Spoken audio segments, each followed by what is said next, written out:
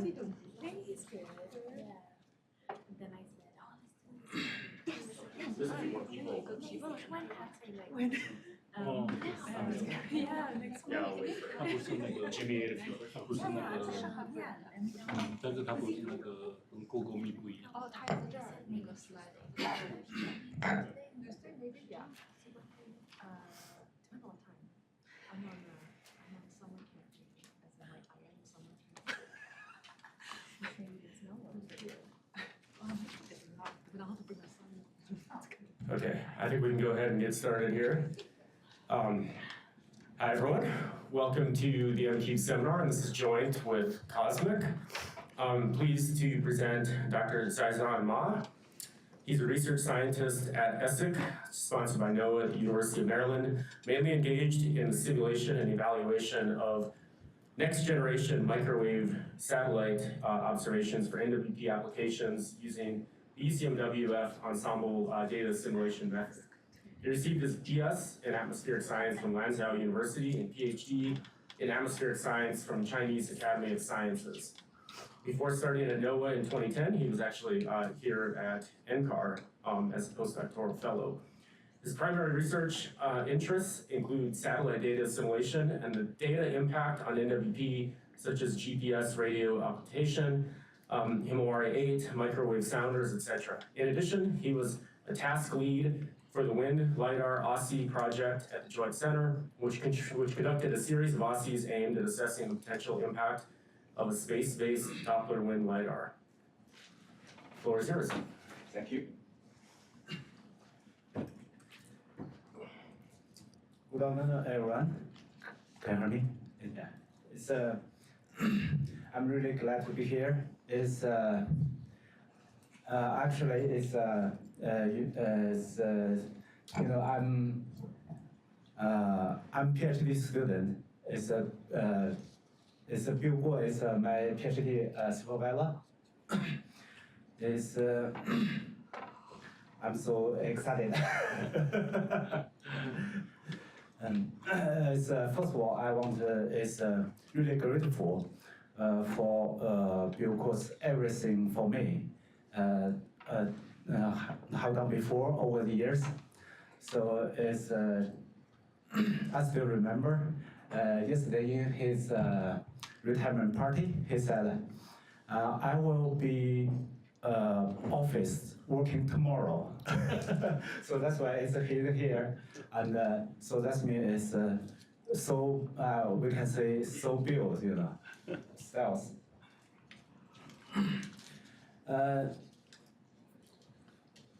It's, you know, NCAR for me is, I think it's very special.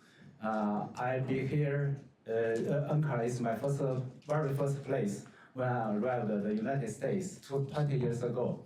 So it's, it's holding in my heart for forever. In this talk, I will be share my recent work on the future on the NOAA future macro mission impact study using the Ensemble Data Assimilation method developed at ECMWF. This project has an international collaboration between the ECMWF and the University of Maryland. 2 years ago, I have opportunity to spend time at ECMWF, close working with their macro teams. So it's so today is before the dive in the details, I want to acknowledge my courses first. Niels Bowman, Katie Lin, Dave Duncan from ECMWF, Hugo is University of Maryland CISESS director.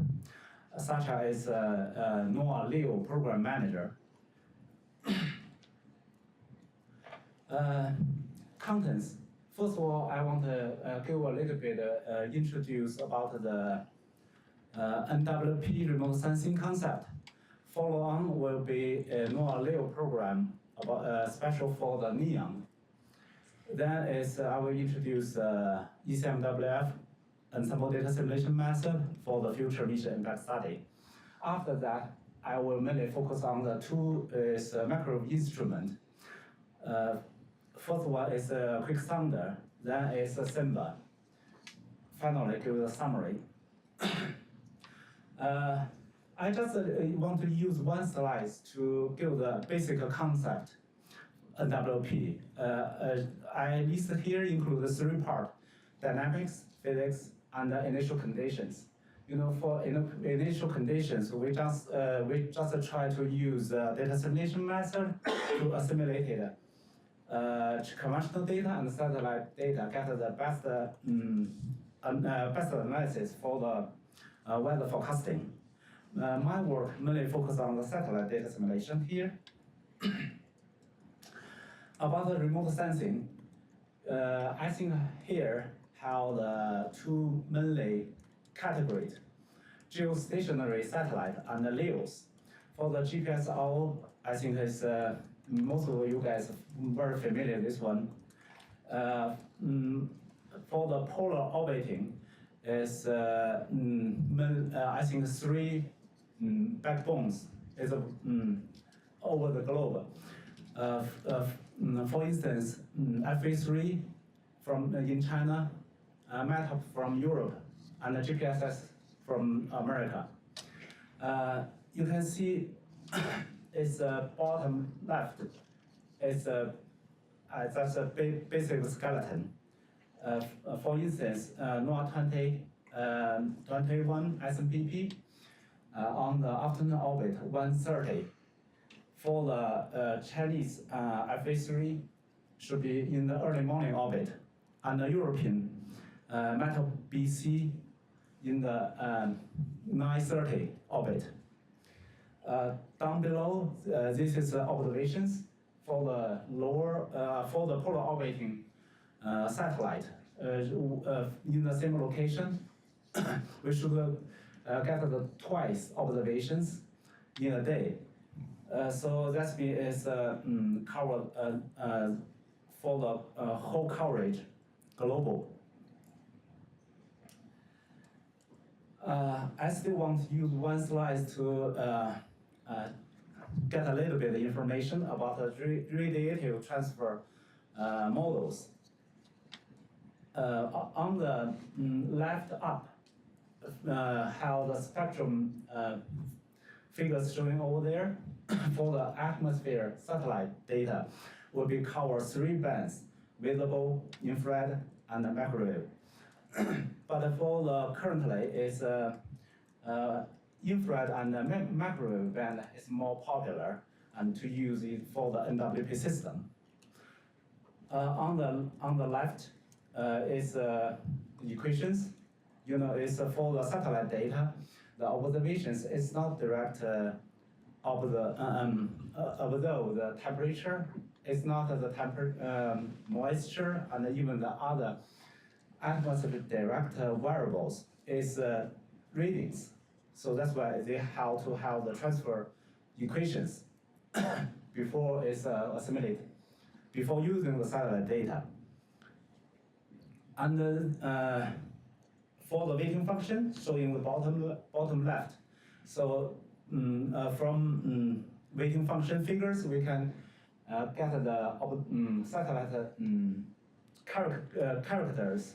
That means we can identify the satellite channels will be affect which levels in the atmosphere. So in the current over the globe should be how mainly three radiative transfer models available. At least here, first one is from the European Center, RTTOS. Second is CRTM, is in the GSS system. The bottom one is recently developing in China, called ARMS. I remember it's in May this year, we have all the radio transfer, radio with a conference called RTTOS in India. They have they all give the latest update. This slide just show the data impact. I remember yesterday is John from the Cosmic. He gave the data impact to show GPSR data have the biggest impact. So that's for the NWP system. This is very impressive. But if we combine the readings impact from the temperature channel and the noise channel together, so that means we can get the largest impact satellite from the macro readings. I just highlighted the box at the bottom. So these results I get from Niels Bowman, Matthew Weller. He done the impact study, the 2019. He just used some period from the, I think it looks like from the December 2017 to the March 2018. This is just show the geopotential height, 500 millibar on the south hemisphere on the left and the north hemisphere on the right. You can see the black curve is from the macro data impact. So that means is we can say in the current NWP models, readings data still have the biggest impact. Back to my work. My work mainly focuses on the NOAA next generation macro instrument. I wanted to use this one figure, show the briefly is histories about the NOAA LEO program. You can see back to the 2000. NOAA LEO program starting from the POST program, included NOAA 15, NOAA 18, and 19. After that is SMPP, and even now called the GPSS series. So far is NOAA 20, NOAA 21 already launched successfully, and already show the great benefit for the NWP system. For instance, FA3 or is ECMWF system. So for my work, will be focused on the future mission, NEON system. So that's why I already mentioned in my contents. I will be focused on the two instruments. One is called QuickSounder. QuickSounder is a refurbished ATMS, but it will be launched in the afternoon orbit. You know, it's for NOAA 20, NOAA 21 ATMS, just in the early afternoon orbit, 1:30. And another instrument would be called SIMBA. SIMBA compared with ATMS. ATMS has the 22 channels. SIMBA will be how 8 more new channels. I will be show the details information later. This is a channel information comparison between the QuickSounder and the SIMBA. QuickSounder, we just can say it's exactly the same instrument as the ATMS, just because you know NOAA 20, NOAA 21 launched the ATMS, and QuickSounder, I mean another ATMS just on the shelf. So that's why it's developer team they decided to launch this one on the new orbit. They call the Pathfinder missions. The channel information for the QuickSounder is 22 channels, and SIMBA will be included 8 more channels marked in red here. So that means for the SIMBA, will be how the 50 gigahertz channels, 118 gigahertz channels, 183 gigahertz channels, and 229 gigahertz.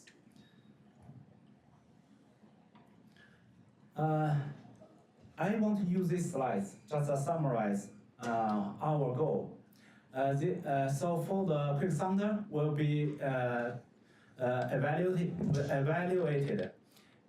for the new orbits. For the Simba will be focused on the new channels. Ensemble data simulation for the future mission impact studies. Before diving into the results, I want to spend a little bit time focused on the method. You know, it's a traditional, we will be use the RC method to do the impact study. But as ECMWF developed the ensemble data simulation method back to the 20 years ago. So I just highlighted the main concept for this one. You can see the black curve showing over there. They call in the data simulation window. Using 40W to do data simulation. And black dots and arrow bar showing over there. After simulated, then we can get the analysis trajectory showing in for the green color. So that's why it's after that we just do the short period forecast. We can get the spread over here. If we continue to simulate the new observations showing the red dot with the arrow bar. For instance, we get the simulated observation error for the future missions.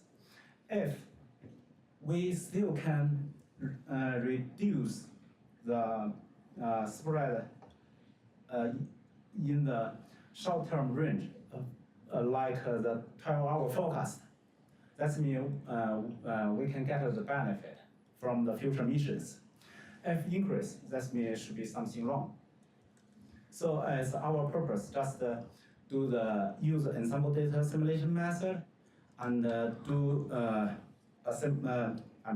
assimilate the simulated observation and try to reduce the spread in the 12 hours. This is a general, typical ensemble data simulation based for future mission. The total procedure. I just summarize here. Looks like we have the 4 steps. The first one, we will do the data simulation like the traditional ASIS, but here we only assimilate for the future mission. For the others, we still use the real data. The second part, is for how to assimilate the satellite data. We use OSCAR in the FS system at ECMWF. They already use OSCAR options, and after done that, we'll be do the experiment design. That means we will set the control one and based on our purpose and set different scenarios and do the denial experiments and additional experiments. I will show the details in the later.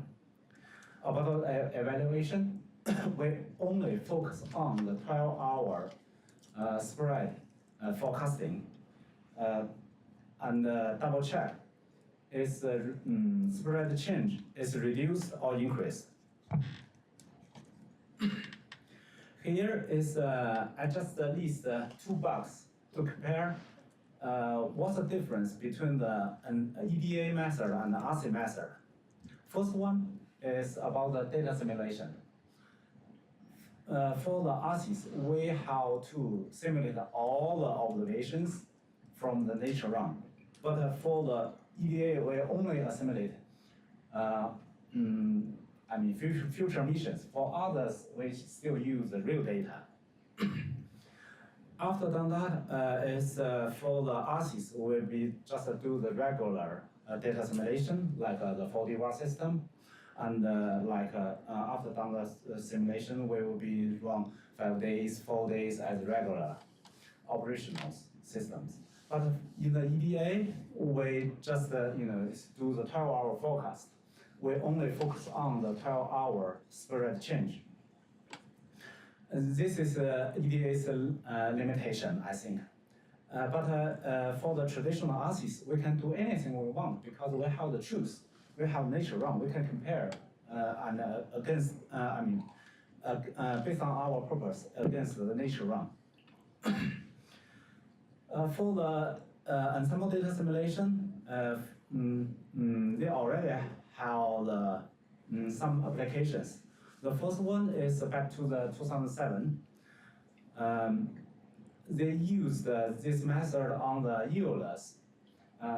If you are working on the wind LiDAR satellite, if you should know the EOLAS will be launched 2018, something like that, and already show some benefit. So wind information, is current for the satellite. We have the temperature and moisture observation for many years, but for the wind direct observations, EOLAS is the first mission. The second application with GNSS radio occultation. This work is, I think, done by the Sean Healy. It's Master Bill Core know him very well. Yeah, so it's that's why it's Bill is very interested in the EDA method.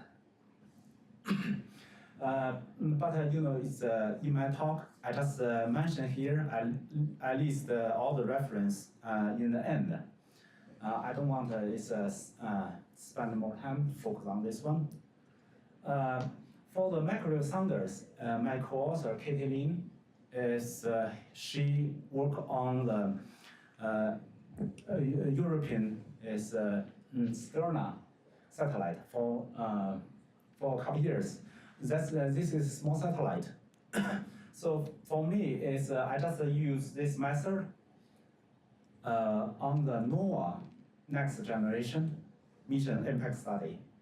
So that's why as my program manager, Sacha, I like to do the international collaboration, send me to the ECMWF and working with them, use this method, working on the United States missions. I mentioned I have used the ensemble data simulation method on the 2 instruments. Now I will talk about the first one, Thunder. EDA system, I've been there 2 years ago. During that time, the latest version for the FS still is 48R1. So I think just last year, they updated to the 49R1. And for the macro satellite data simulation, I use all sky options. In my scenarios, I set up the baseline observations system. So I will use all the observations available in the FS system, but except macro. And then I set up a lot of experiments based on the baseline. They call denial experiments on the left, and the additional scenarios on the right. I will show the more details later. It's for the future macro missions. We have for Quick Thunder, our main purpose just test a new orbit. So that's why I removed the China's FA3 satellite information because all the data already in that orbit. Before is I show the quicksand EDA impacts the results. Many people just ask the same question. How trust your EDA systems? So that's why we did the validation, just check reality of the system. For the validation, we just use ATMS. ATMS already, the real data are already available in my experiments period. This is 2021. So, and I set the two scenarios. One, to use real data to the EDA experiments.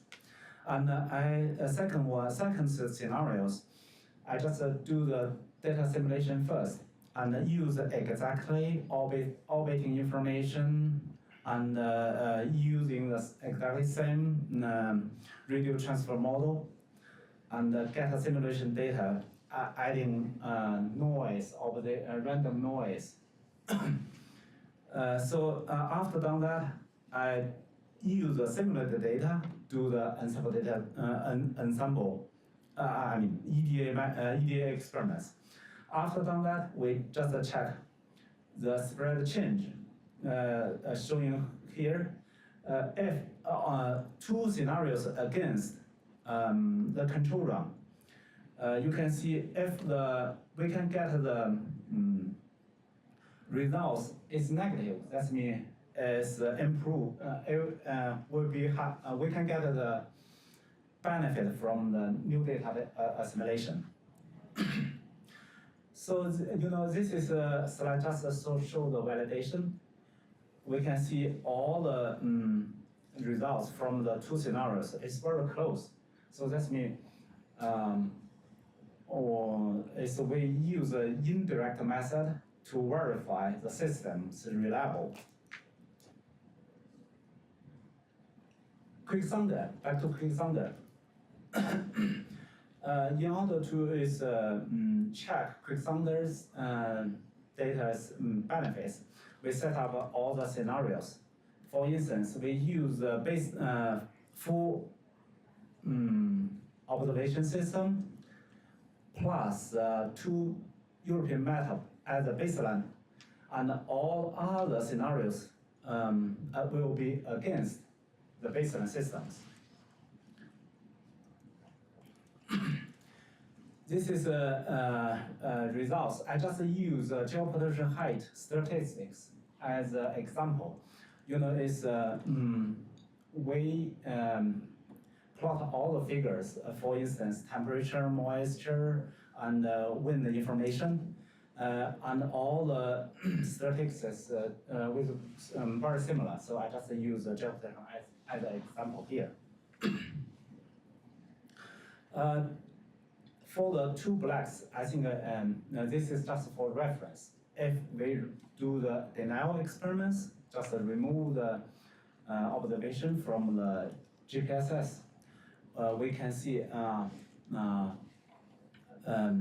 how gap, how is the performance, how much performance will be dropped. It's our purpose will be show the Quicksander impact study. So that means I just want to use one curve. For example, for this one, take a look at the purple one. If we assimilate the baseline plus GPSS plus pose, beyond that, we continue to use the Quicksander. We still can get the benefit. So I think this is very impressive. So that's been, if we put the Quicksander on the new orbit, so will be how the benefit for the NWP forecast future. If you're interested in all the other results, you can check the paper already published in the ECMWF technical memo. Now I want to show another instrument, SIMBA. For the SIMBA EDA experiments, our purpose will be show the new channels impact study. It's for the ATMS, I already mentioned, just how the 22 channels cover the 50 gigahertz, 50 gigahertz for the temperature channels, and 83 gigahertz for the water vapor channels. Now in the SIMBA, will be add new 7 118 gigahertz temperature channels and 1 229 down below. This is a near surface channel. All the detailed information showing here. Another point I want to showing here, the new channels even have the exactly same as ATMS, but for the next generation, we can expect the instrument noise will be smaller compared to the ATMS currently.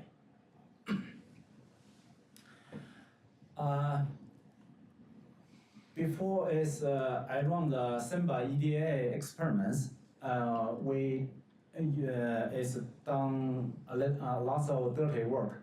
For instance, here, I after do the plug in the new function to kind of how the FS system can pipeline can assimilate the SIMBA data. So we check the data mapping first. It's in the new channels is very similar to FV3 in China as community instruments. So we use it, FV3 as a reference and check the new channels on the SIMBA. The data map distribution you can hear is for instance this channel will be remove all the data on the land and keep the ocean only, and still remove the two south poles, north poles. This is our aims. Will be try to new channels and on two orbits. This slide just shows the weighting function for the channel information. The left figure shows the temperature Jacobian, and the right one for the humidity Jacobians. You can see the new channels are showing with thicker curves. For instance, this one. That means it's in the new channel. This channel will be how how impact on the water vapors. If you check the details, this 30 channel near surface. So that means for this channel of data simulation in the FS system, we just use the ocean only. Before do the data simulation, special for new channel, no observation error available for new channels. So before that, we have to do the statistics. For instance, this is channel 19, it's new one on the SIMBA. So we just use our experiments and do the similar. This is another one, near surface. A lot of the technical work is here. If you are interested, we can talk about later.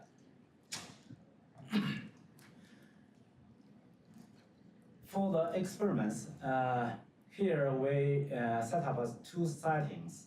The for the observation errors. So the first one is idealized. That means it looks like assume ideal white noise performance. The second one is called programmatic. That means close to real, like ATMS. That means we, based on our experience, we just increase 20% from the idealized one. This is the same thing. I just like more organized. You can, it's apple-to-apple compare how the two observation errors difference.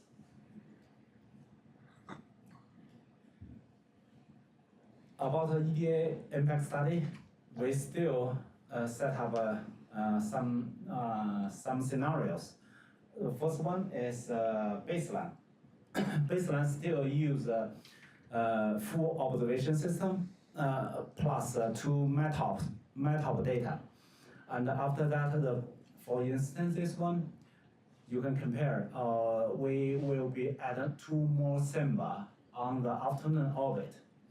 For this one, two more SIMBA, but without 50 gigahertz. Why we do this one? Because the new channel from the 118 gigahertz still is a temperature channel. So we're still thinking we will have the new temperature channel. Now, how about maybe we don't need the 50 gigahertz. We just check, it's a 50 gigahertz. Is it important or we can ignore for the next mission? And for this one, if SIMBA without 118 gigahertz and 229 gigahertz, that means exactly same as the ATMS currently we have on the NOAA 20, NOAA 21. So that means looks like compare SIMBA and current ATMS. Take a look at what's the difference for the next generation. This is the purpose for this set scenarios. I still use the geopotential height as an example. We still have more results for the temperature, moisture, and wind information, wind statistics. You can see here, for example, geopotential height on the North Hemisphere. This is remove the 50 gigahertz.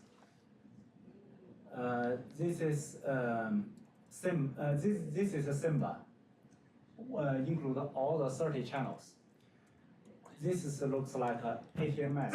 You can see if we remove the 50 gigahertz, that means it's performance will be drop a lot. So that means we can get the key findings. 50 gigahertz still is very important for the future, for the next generations. And after we cover the new channels from the 118 gigahertz and the 229 gigahertz, we still can get compare the ATMS. We still can have the benefit showing over there. So it's just the result is very clear. And for the others atmospheric variables like temperature, it's a same story.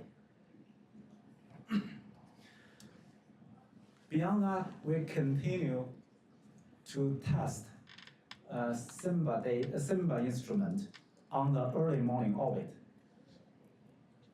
We can see this is SIMBA on the afternoon orbit.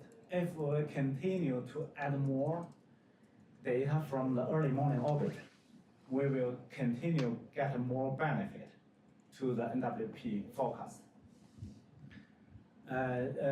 It's NOAA Leo program manager is really happy to see all the results shown here.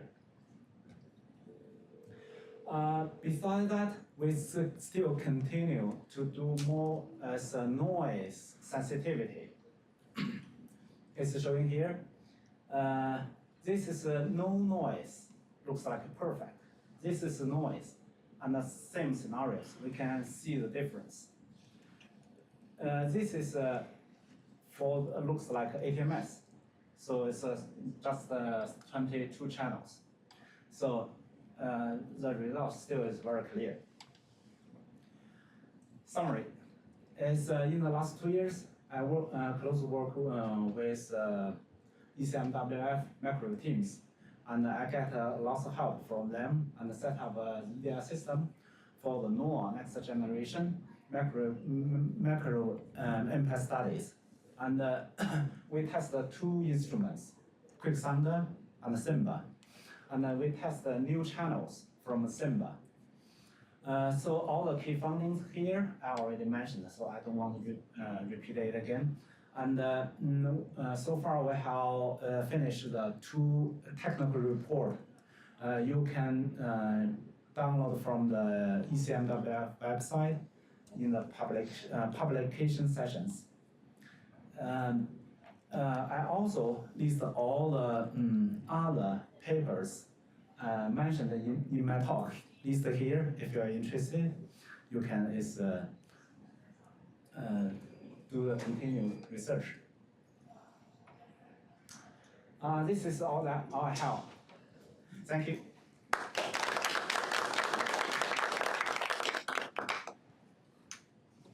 Okay. Plenty of time for questions. 2 questions. One is when you show the OCs, the differences between OCs and the EDA. So for the OC experiment, we always consider about the identical twin. Mhm. So is there the same issues need to be considered for the EDA? And the second question is that you show the experiment, 3 experiments for the Simba. Then you say the third one remove the 180 and 229. That will be similar with the ATM experiment. ATMS, yeah. So, but you still show the verification that shows some differences. Why? Okay, I answer your first one. You are right. It's in the RC system, we have to consider identical twins issues. For the RC system, we have to use a different model, get the free run and get the nature run, and use a different data simulation model to the RC system. But in the EDA, we don't need to do that. It's all the data simulation, we just use high resolutions FS system analysis. I discussed this issue with Bill before. I think this is there's EDA's advantage. They just they don't need like RCs. After done the experiments, we should be against the nature run and do the verification. For the EDA method, they just take care of the spread change. If the spread change reduced, that's me show the positive impact from the EDA method. So that's me first question. I think EDA don't have the identical twin issues. It's very simple. For the second one, can you repeat it again? About a Simba experiment.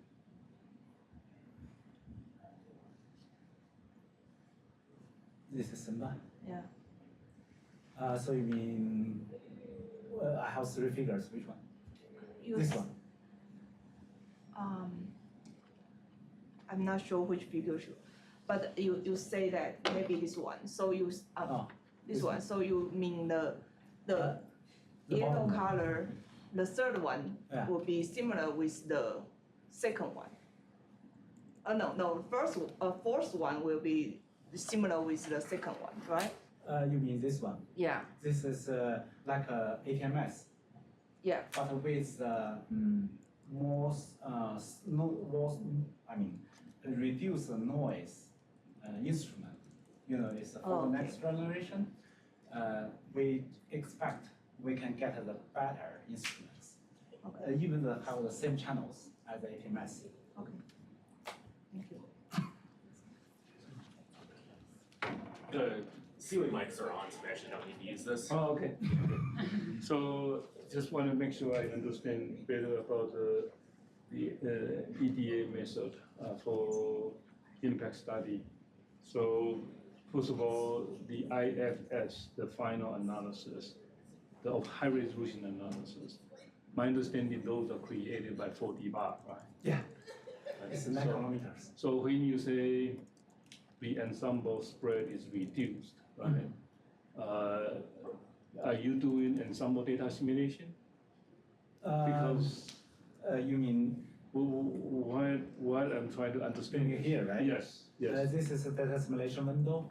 right, In the data simulation window, you're right. We use the 4D method to do the data simulation for all the ensemble members. right, Yeah, but after that, they didn't do the forecast because for the future missions, they don't have it's like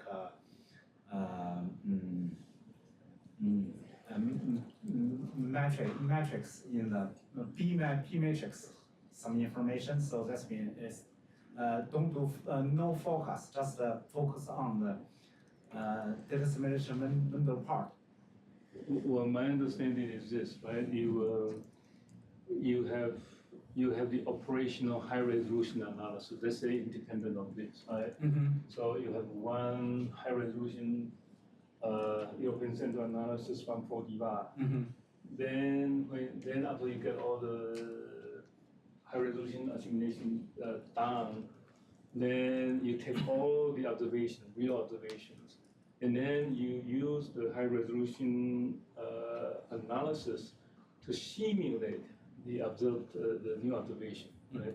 Then you assimilate both the real data and the simulated observation in an ensemble data assimilation system. And then what you do is, of course, after you do the analysis, then use the ensemble. It's an ensemble, so that means you go out and make short range forecast, and then go do analysis again, and then repeat the cycle, right?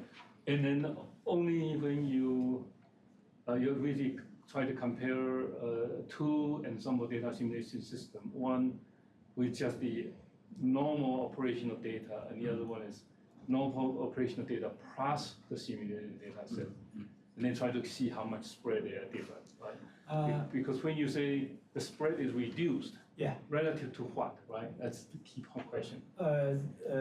Just the with without future mission. Right. But I'm saying is when you try to compare the two data simulation, right?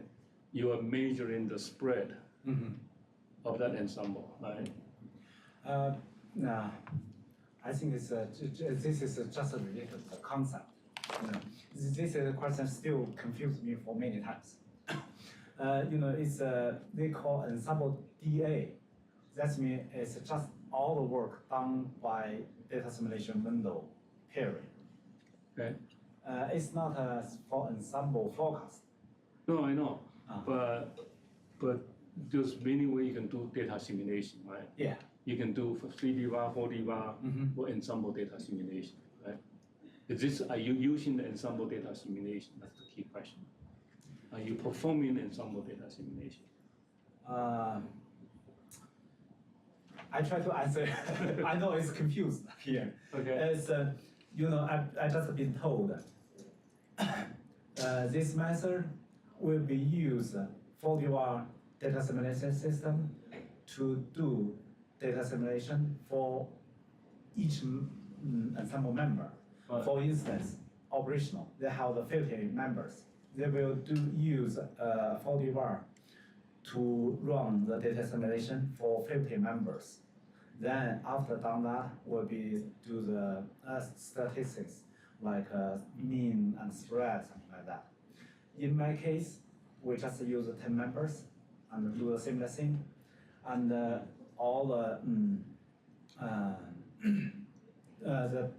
data simulation on the high-res 9 kilometers, and the ensemble will be working on the lower-res. It's ECMWF has the 3 inner loops. Yeah, it's the data ensemble data simulation here, we just use the second one. It's like the 28 kilometers. If you are interested, maybe you can ask, it's Niels Bowman. I will keep your question. Maybe he can give you more reasonable explanations. I'm not sure. I just put on some words on notes. Maybe if I can show you here. I can make it larger maybe. Oh, it's hard, right? And you're reducing the spread. Yeah, this is Ensemble purpose. data simulation. This is right? purpose. It's Ensembles of data simulation. Spread just focus on the short-term forecast, 12 hours. It's for the spread change. For the observations, short-term would be largest impact. If we run the longer one, like the 1 day, 2 day, its model uncertainty will be increased. So that's why they just pick the 12-hour forecast. Presumably you could pick something even shorter though, right? Yeah. You can, Pick you can, 0. yeah, you can pick 0. You can pick 6 hours, 12 hours. But they just want to show the biggest impact, easier to identify. Its difference. So when you create the initial perturbation, you do an ensemble, right? Yeah. So you still have to create some kind of initial perturbation so that you can have 10 different members, right? I think this is in the system, just random. Right, random, right? Yeah. And so you basically have 10 different, let's say you have 10 members. 10 members, Okay, then you make forward forecast so that you can create the initial first guess. First guess, yeah. And then you collect all the observations From the previous previous cycles. and then you simulate, and then you Yes. conduct data simulation individually. Data simulation individually first, and then you assemble them, right? Yes. Try Yeah, I to- think so. Okay, I see. So because you have more observation, it should be constraining Yes. the variability of your final analysis. Right. Yeah. So this is the hardest part every time.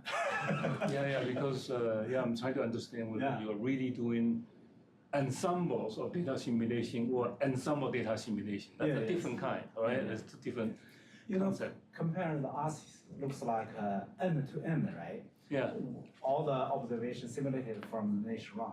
And finally, for the evaluation will be against the nature one. So that's mean we can get how much the difference. But for the EDA, I think they just do the halfway. yeah. Yeah. So the EDA, my understanding is your data simulation is still the traditional 4D bar data simulation individually. Yeah. You're right. It's not truly called ensemble data simulation. That's Yes. very different. Right. Right. You can see the keywords here. It's highlighted ensembles. Yeah, highlighted 40 for each member. They just use the 40 system. Okay, right. Yeah, Now I that's- understand. yeah. Now it makes sense. Yeah. Yeah. So I think this words is much better than my explanation. I think the key words is ensembles of data simulation, not ensemble data simulation. Yeah. Okay. More questions? All right, if not, let's thank Zaizhong one more time. No, thank you.